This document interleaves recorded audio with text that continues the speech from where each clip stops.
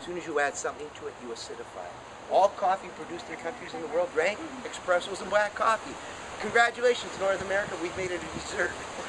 We can't resist making everything. We've made coffee a dessert. Black espressos alkalinizing, just in moderation, because it's hard on the adrenal glands. Moderation. It was meant to be drank after meal to alkalinize the meal. But we've even taken coffee out of the right context. When I wrote a book before these two, the book I wrote before those two was called The Food Connection. And the food connection is about what to eat at what time of day to get your hormones going. Your estrogen, your progesterone, your testosterone, your serotonin, your mood modulating hormone, hormones that you need for deep sleep, and the rationale and the reason why, when and how to eat. And in that book I started to do some research on chocolate. Nobody had ever did the real research on chocolate before that. And why I got interested in it is I found a piece of chocolate sitting on a researcher's lab. And how long has that been there? He told me it's been there for about 10 years. It had no mold and no bacteria. You haven't seen many rotten chocolate bars, right? So we started thinking, wow, something's going on there. An apple that's been there for 10 years, or a piece of chicken that's been there for 10 years. So we started to analyze it. We found, first of all, some nutrients in real chocolate that may be the strongest anti-cancer agents we found. Real chocolate. Chocolate comes from cocoa. You're using cocoa in some of your products. Cocoa. Cocoa, or if you eat chocolate that is minimum 70% cocoa, it's a food. And it doesn't cause insulin to rise too much, but it causes serotonin levels to come up. Mood modulating hormone. Chocolate's meant to be eaten about 3 o'clock in the afternoon. You can eat about, there's only about 90 calories in as much chocolate as those 3 fingers would be. So the bigger you are, the more chocolate you can eat. Don't borrow someone else's fingers. But if you ate a piece of chocolate, I'm not a real chocolate fan. I've never really cared for chocolate, although I can enjoy a little bit once in a while. I have no craving for chocolate at all, but you can have a piece of chocolate that big, put your feet up and enjoy it, but it has to be, I prefer 80% cocoa. You don't have to go more than that. But it has to be minimum 70, and it's not then a sugary food raising insulin. It causes serotonin, mood modulating hormones. Good this afternoon. Coffee should be drank before 12 o'clock, to give the adrenal glands a chance to refunction. 1 to 2 at the most black. Sugar should be avoided at all times. It's just far too acidic. It's not good or bad. It's just way too acidic. Way, way, way too acidic. So we've got a lot of answers here. We've got a lot of answers to the present dilemma that we Western Europeans and North Americans have gotten now that even third world countries are getting into. As we travel the world, as we go around the world, sugar is exploding everywhere, processed foods. I've been to India so many times doing research. In India I was doing research showing that there are some herbs, some spices in particular, that are phenomenal preventing the brain from oxidizing. But at the same time, India is out of control with diabetes because they consume so much sugar. We looked at the southern French and the Italians who consume a lot of fat, very little cardiovascular disease. We found out they drink a lot of red wine. Dry red wine has resveratrol. You have resveratrol, right? Resveratrol, the whole story of resveratrol is just remarkable. Take as much resveratrol as you can. The most present research of this, even this month, shows that you have these little telomeres, little tells, like a tail in a dog or a cat. Every day they get shorter and shorter and shorter from functioning. And from being in an acidic environment, we perish.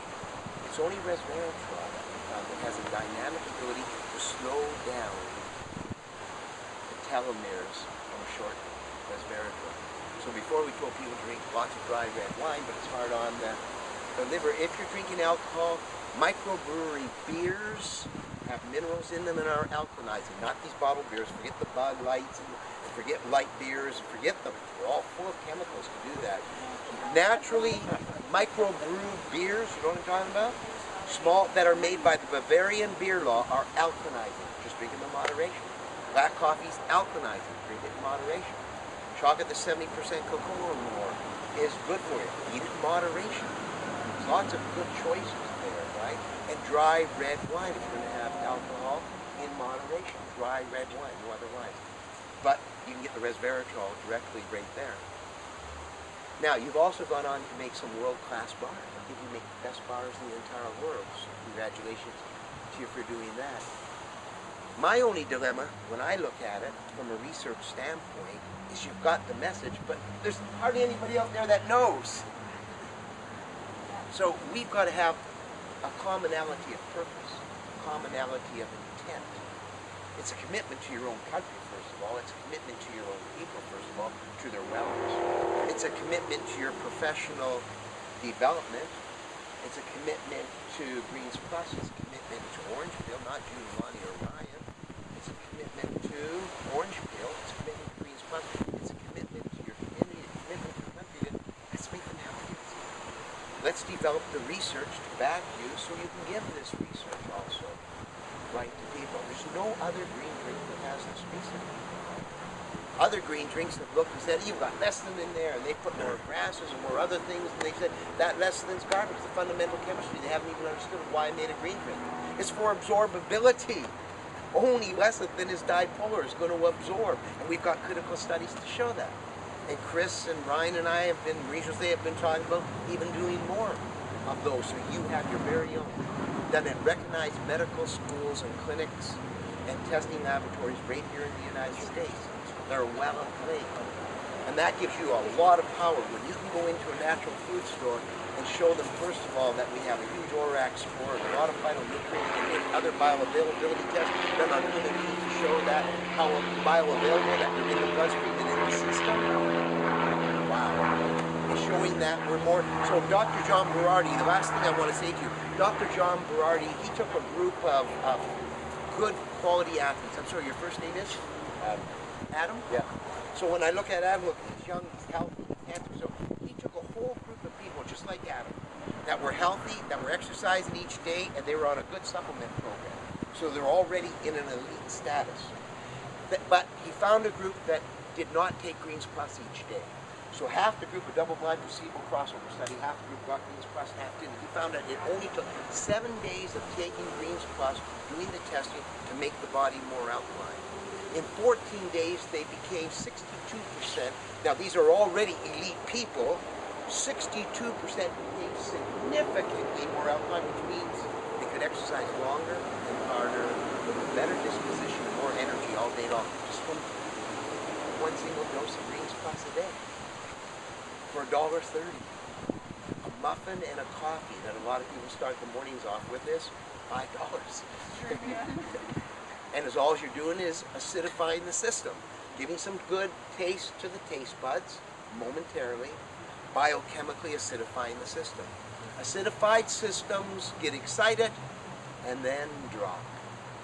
Mid-morning and mid-afternoon. That's why heads go down in schools.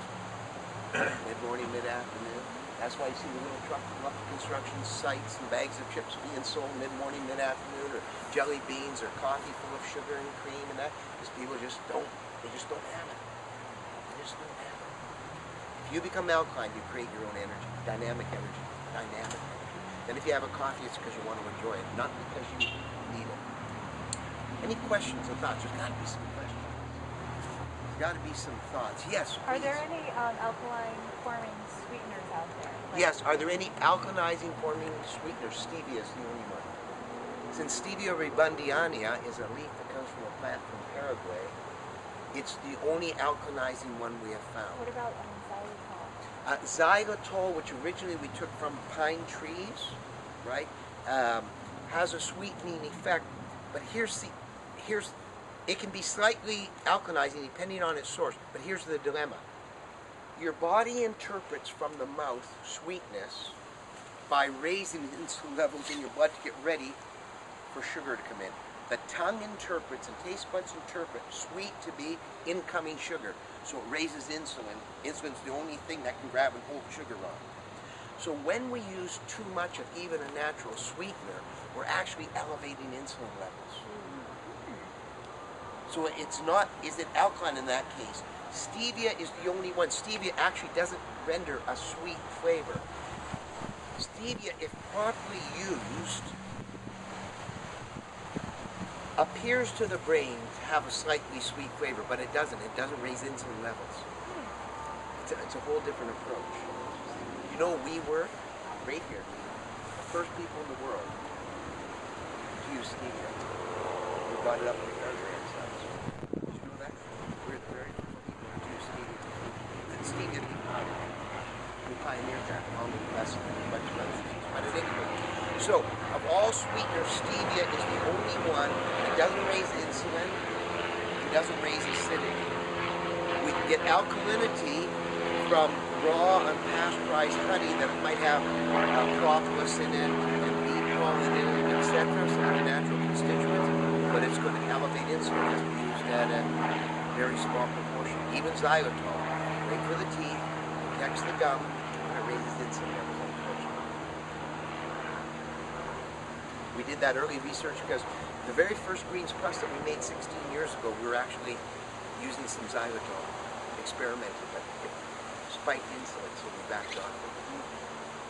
But I'm a big fan of xylitol. It's just, unfortunately, raises insulin levels.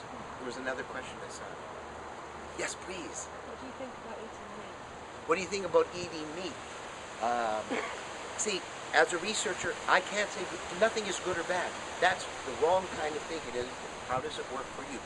Everybody here has to be their own chemist. You have to find out what works for you and what doesn't. Plain and simple. So someone next to me says, whoa, I do so well on sugar. Or I do, so well on chicken. I'll say, great. Don't cook it with the skin on. All the fat's subcutaneous. Cook it without the skin down. You got rid of all the fat. Use herbs. Don't use too much salt. And I'll say, when you can, try to get chicken that doesn't have a lot of hormones. So let's just perfect it. Someone else says to me, I do great on a vegetarian diet. I said, wonderful. Make sure you get enough protein. You get enough varieties of protein in there. Vegetarians are not long-lived people. I've been a vegetarian. My wife's been a vegetarian and a raw foodist for a long time. Meat eaters outlive vegetarians, number one. Because vegetarians get a number of deficiencies unless they're very careful with their diet that accumulate in the 60s and 70s. But I've got a lot of meat eaters in their 80s and 90s out running, doing marathons. Dr. John Barati worked with groups of people who are 75 years or older running marathons. Running marathons, 75 or older, 26.6 miles.